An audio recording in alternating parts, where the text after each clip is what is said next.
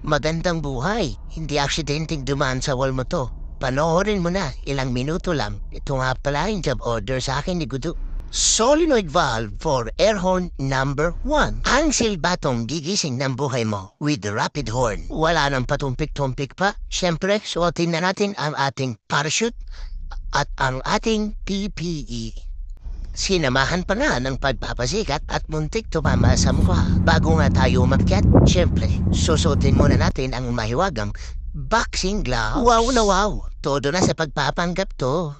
Bulaga, Winja Pubs, whoops, hirap na hirap. I-secure ang parachute. DJ, i-play mo na yan.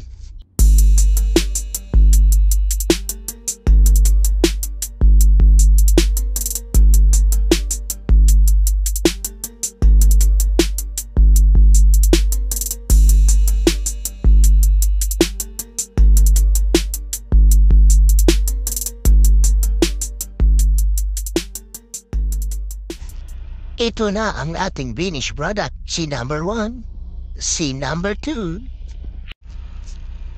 At pagkatapos, buksan ang mahiwagang barbula ng hangin. At may daraan upang ipaalalang hindi ka pinanganak na mayaman. Kaya dapat bumalik na sa pagtatrabaho, hanapin si Gudo upang kanyang masayasat ang ating ginawa.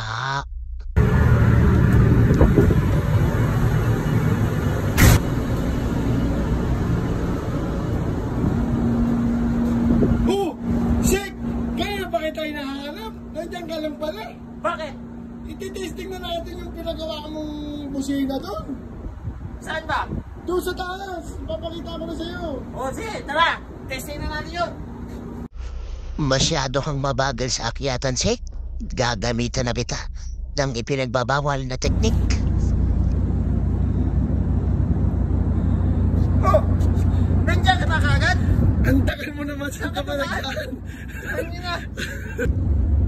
Dahil, tibusina mo na.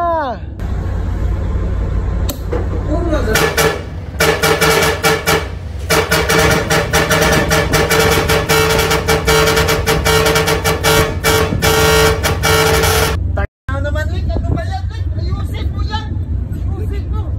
Galit, patay. At ayun, tumunog na ang totoong busina. Kung nasayang namin ang 3 minuto ng buhay mo, i-share mo na para masayang din ang oras ng iba, ha? Salamat!